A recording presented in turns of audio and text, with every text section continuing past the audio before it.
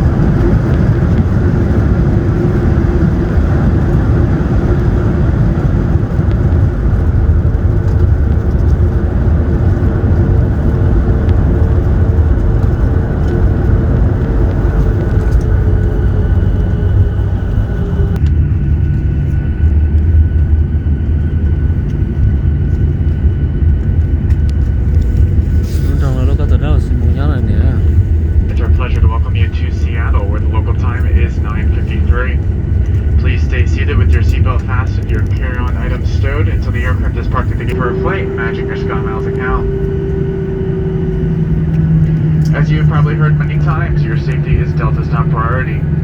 As we deploy today, we are asking everyone to allow extra space between yourself and other customers. When we park at the gate and the seatbelt sign turns off, we want everyone to please remain seated in their seats for just a few more moments and continue to do so until the customers in front of you have retrieved their items and are 6 feet away.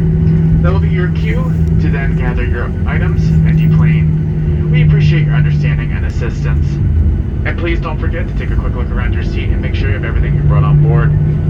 On behalf of Delta, and especially this Detroit-based crew, we'd like to thank each of you for wearing your mask or face covering over your nose and mouth throughout the flight, keeping us all safe. Please continue to do so throughout the deplaning process. We've enjoyed having you on board, and we look forward to seeing you soon. Have a wonderful day here in the Seattle area, or wherever your travels may take you.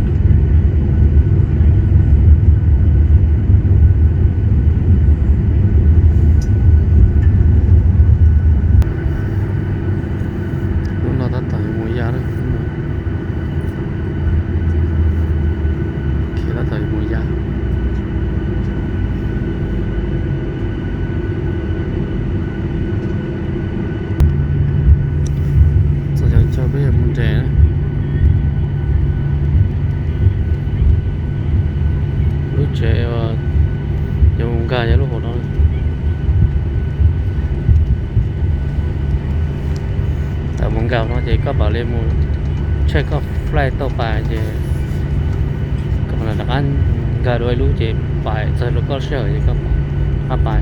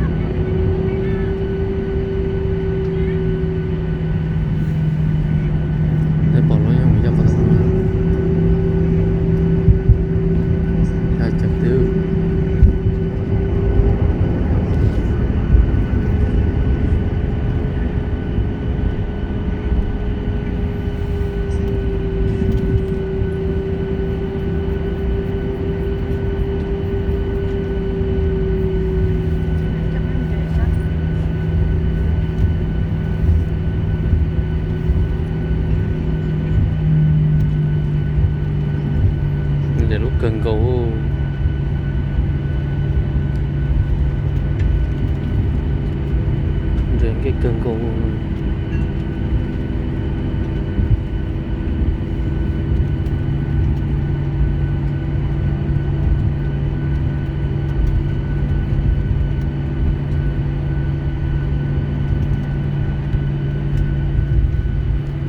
sau hiện tại nó sau nó nhỏ này mua một bị sai thì xin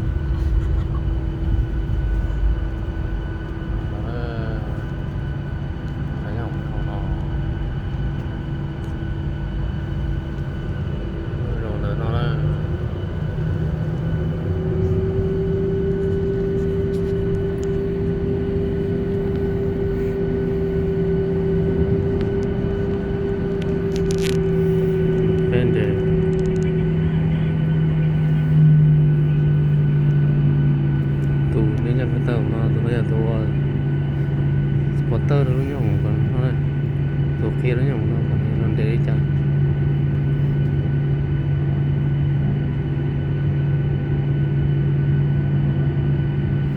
để lô